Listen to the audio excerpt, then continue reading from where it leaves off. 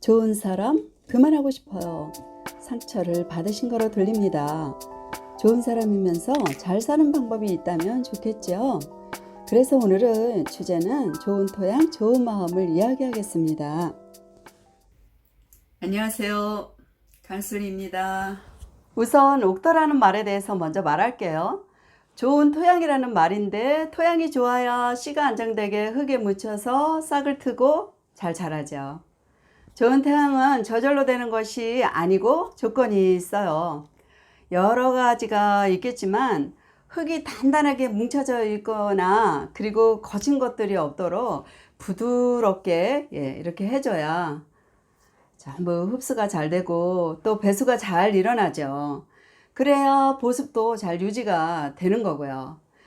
그리고 식물에 필요한 영양분이 제대로 비율 있게 잘 맞춰져 있나 또 점검을 해야 되면서 여기에 하나 더 붙이자면 해충의 피해가 없는가 하고 점검을 해야 된다고 합니다.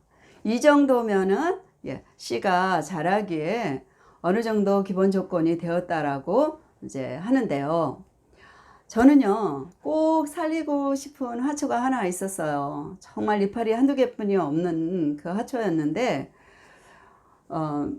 그래서 여러 가지로 이제 살펴보면서 제가 햇빛과 공기를 잘 이제 들도록 골고루 방향을 틀어주고 또 물도 적당량을 줘야 된다고 많이도 아니고 적게도 아니고 이런 등등의 이제 기본적인 상식들을 많이 이제 터득을 한 것을 제가 적용을 해서 결국은 어떻게 되냐? 살아났고 또 많은 그 꽃 봉우리들이 올라오더니 결국은 다 성공적으로 펴 올랐어요. 잘 된 거죠. 이런 경험을 제가 이제 하면서 하물며 사람은 어떻겠냐라는 생각을 제가 한 거예요. 사람도 좋은 사람이 되는 조건이 있는 거죠. 여러분은 좋은 사람을 어떻게 알아보세요? 사람의 말, 또 표정, 행동, 또 그리고 다른 사람과 관계를 갖는 그런 방식들, 또한 습관, 삶의 스타일들, 뭐 이런 것들을 여러분들이 이제 보면은 대충 알게 되죠. 그러면서 그 사람 성격 좋다 이제 이렇게 말하게 됩니다. 성격은 어디서 나오냐면 마음에서 나와요. 이와 같이 마음이 잘 만져진 사람들이 관계의 열매가 잘 맺어지는 거예요. 그래서 좋은 토양과 좋은 마음은 만들어지는 것이고 또 연관성이 있습니다. 많죠. 사람들은 좋은 사람이라는 평을 듣고 싶어 해요. 그러나 어떤 사람들은 이제 그런 말 신경 쓰고 싶지 않아요. 이런 분이 있어요. 좋은 사람이 되고 싶은데 유지하는 게 쉽지 않고 스트레스 너무 받고 사람들이 이용하려고 들어요. 좋은 사람 하기 싫어요. 이렇게 말하시는 분들 저 이해합니다. 이해해요. 의외로 이런 사람들이 점점 많아지는 사회를 살게 될 텐데 누구에게나 이런 경향은 조금이라도 다 있어요. 저도요. 그러나 생각해 볼 게 있어요. 성격적으로 타인과 공감하지 않고 반사회적인 그런 사람들이 자기 이기적인 것에 몰두하고요. 그리고 타인의 그 감정이나 정서 혹은 타인의 그런 안녕에 전혀 관심 없이 사는 사람들이 내 주변에 점점 많아진다면 어떻게 하시겠어요? 또 타인을 지독하게 해롭게 하면서도 그런 걸 전혀 몰라. 그런 사람들이 많아진다면 무서운 일은 아니에요. 그래서 학문이 전문적으로 분야가 넓어져 가면서 사람의 성격에 대한 연구를 이제 하게 됐는데 그 결과로 정신건강이 중요하다는 것을 알게 되고 또 정신의학에서는 진단을 해서 진단명이 자꾸 새롭게 지금 만들어져 가고 있고요. 또 많아져 가고 있는 이런 상황이에요. 자, 이 말 뜻은 점점 정신 건강의 문제가 심해져 간다는 거잖아요. 저는 사실 이런 일이 생각보다 굉장히 오래된 문제라고 저는 봅니다. 수천 년 전 에덴 동산에서 나온 사람들로부터 있었다고 보는 거예요. 아담과 하와의 첫 열매 가인은 질투와 분노가 그냥 들끓다가 결국은 동생을 죽이고, 내가 동생을 지키는 사람입니까? 라고 이렇게 하나님께 말했던 사람이에요. 그 현상이 인류에게 계속 있어 왔다는 거예요. 죄송한 말이지만 정신건강장애를 이름만 자꾸 만들어내고 있어요. 어떤 사람이 저에게 사이코패스나 소시오패스가 뭐냐고 하시길래 이 말을 했더니 깜짝 놀라시더라고요. 생각해보지 않았었다고 하시는 거죠.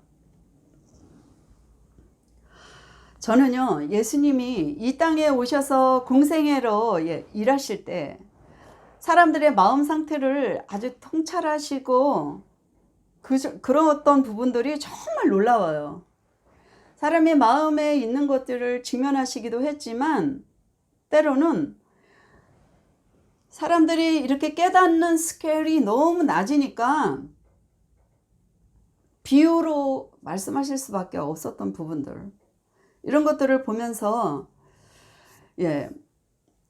특히 씨와 토양에 대한 비유를 사용하셔서 사람의 문제를 보신 그분에 놀라운 거예요. 마음이 완악해서 듣는 게 둔하고 눈으로 보거나 또 귀로 들어도 깨달아지지 않는다는 이것이, 또 그런데다가 고침을 받을까 봐 두려워한다는 이것이 정말 심각한 거 아닌가요? 그러면 마음이 완악해지는 이것을 한번 구체적으로 한번 보자고요. 마태복음 13장 1절에서 23절 사이를 요약을 할게요. 첫째, 길과 같은 마음인데요. 길이니까, 단단한 길이니까 씨가 떨어져도 어떻게 해요? 흙에 묻혀질 수가 없잖아요. 그러니까 새가 와서 쪼아먹죠. 악한 자가 와서 쪼아먹는다는 거예요. 그 다음에 둘째, 돌밭 같은 마음인데 처음에는 씨가 떨어지는데 싹을 펴도 돌밭에 어떻게 그 씨가 싹이 자라나겠어요. 그러니까 어려움이 오고 환란이 오거나 하면은 그냥 견디지 못하고 그냥 말라버리는 거죠. 세 번째, 가시떨기 같은 마음이 있다고 합니다. 세상에 그런 걱정, 근심들, 파이낸스 문제, 여러 가지 많은 걱정거리들이 있잖아요. 그 가시떨기 같다라는 거예요, 그게. 그러니까 씨가 양분을 흡수하지 못해서 그냥 막혀버려요, 그냥. 거기서 씨가 더 이상 올라오지를 못하는 거예요, 싹으로. 자, 이런 상태임에도 불구하고 고침받기를 두려워하는 사람이 완악할 수밖에 어떤 표현을 더 하겠어요. 여러분이 씨 뿌리는 농부라면 어디에다가 뿌리고 싶으시겠어요? 당연히 좋은 토양에 뿌려야 많은 곡식을 거둘 수 있겠죠. 어떤 농부인지 거기다가 뿌릴 거랍니다. 자, 그러니까 어떻게 하시겠어요? 좋은 토양을 우리 만들어 가야겠죠. 길바닥같이 굳어진 마음을 갈아엎고 또 거친 것들을 제거하고 부정적인 그런 근심이나 걱정 같은 것을 그게 뭐예요? 가시라는 거죠.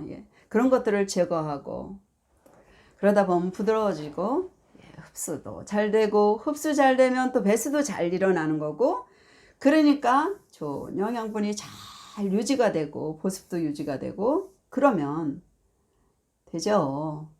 땅에 잘 묻혔으니까 새가 와서 쪼아먹을 염려가 없고요. 해충 점검도 잘 됐으니까 그 씨는 분명히 잘 자라서 싹을 많이 틔어서 열매를 잘 맺을 겁니다. 이 말이 어떤 분에게는 참 추상적으로 들리실 거라고 생각돼요. 그러나 저의 영상을 지속적으로 봐오셨다면 이것이 어떤 것을 말하는 것인지를 아실 거라고 여깁니다. 왜냐하면 마음 살핌이잖아요. 그죠? 그래서 사람과의 소통의 문제나 관계의 문제 같은 것들에 대한 그 장애가 되는 거, 또 여러 가지 마음의 장애를 일으키고 있는 원인들, 이런 것들을 제거해야 된다는 거. 그래서 옥토를 만들어야 된다는 거잖아요. 그죠? 좋은 마음은 몸의 건강도 중요하고 마음의 건강도 중요하고요. 영성의 생활도 중요해서 균형 있게 유지를 해가는 그런 마음이에요. 그래서 인간관계에서 쉽사리 실망하지 않죠. 또 쉽게 상처받지 않아요. 그러니까 삶의 열매가 맺을 수밖에 없죠. 길가나 또 돌이 많은 땅, 가시나 엉겅퀴가 그대로 있으면서 열매를 기대한다면 기대 자체가 처음부터 잘못된 거죠. 크리스찬이면서도 하나님의 말씀의 생활에서 적용이 잘 안 되고 교회 생활이나 교회 밖에서의 생활이 균형이 없는 것은 바로 이 마음의 문제입니다. 그래서 상황마다 많이 휘둘리고 또 안정을 못하는 거죠.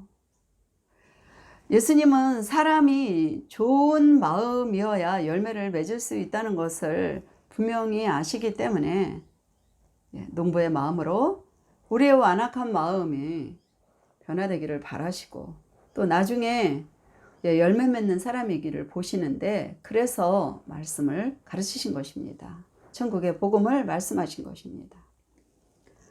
여러분, 이러한 것이 잘 안 되시면 혼자 고민하지 마시고요.